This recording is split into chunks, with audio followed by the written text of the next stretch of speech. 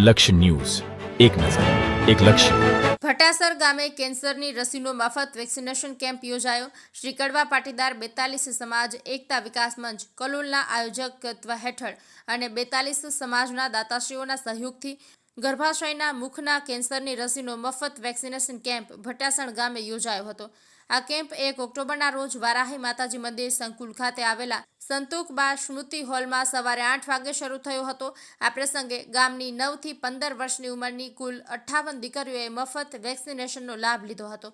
Camp અંગે માહિતી આપતા કડવા પાટીદાર 42 સમાજ એકતા વિકાસ મંચના કન્વીનર મુકેશભાઈ પટેલે જણાવ્યું હતું કે 42 સમાજના ગામડાઓમાં આવા કેમ્પ યોજીને દીકરીઓને કેન્સર મુક્ત બનાવવાનો એક સામાજિક પ્રયાસ હાથ ધરવામાં આવી રહ્યો છે.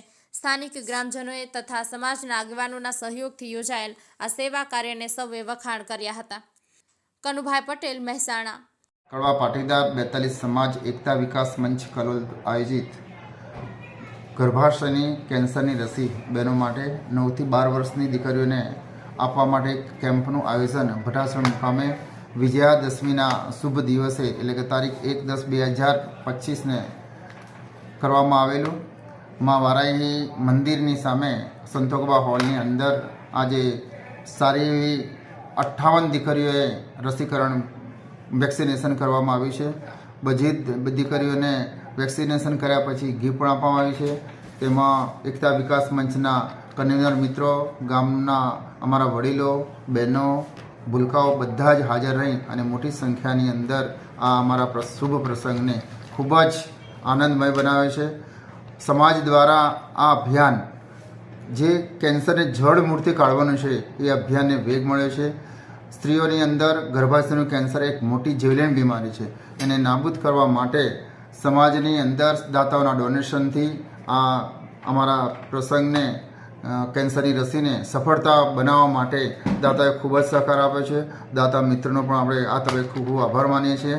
અમારા ગ્રામજનો, ગામના વડીલો, અમારા એ જ વારાહી સેવા ટ્રસ્ટના મિત્રો, ટ્રસ્ટીઓ સર્વે આ પ્રસંગને સફળ બનાવવામાં જે સાથ સહકાર આપ્યો સર્વેનો હું મારા ખરા દિલના હૃદયથી આભાર માનું છું.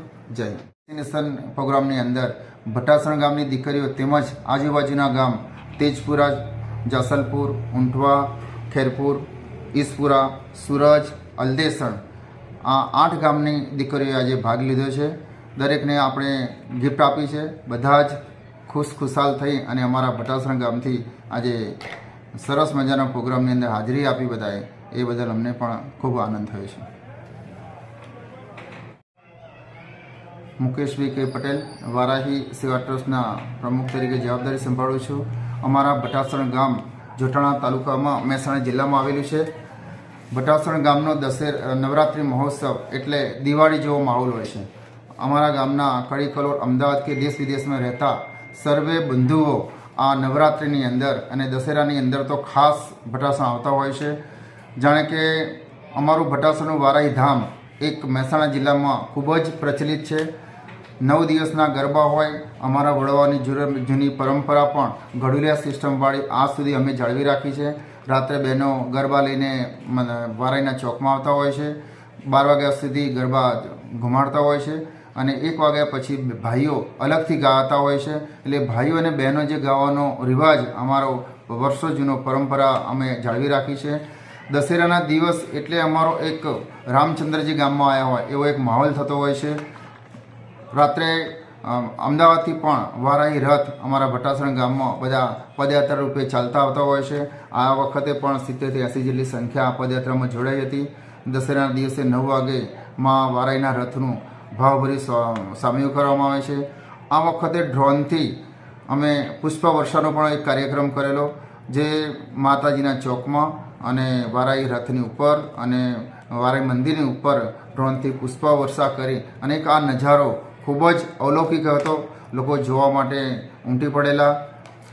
રાત્રે દશેરાના દિવસે ગરબા ઘુમાડતા હોઈએ છીએ અને 11 વાગે માતાજીની રજા મળતી હોય ત્યારે ભુવાજી જીભનો વાડ કરીને મુખના ગરબાને વધાવતા હોય છે અને માના આશીર્વાદ મળ્યા પછી અમે અમારા આ કાર્યક્રમને પૂરો કરતા હોઈએ છીએ.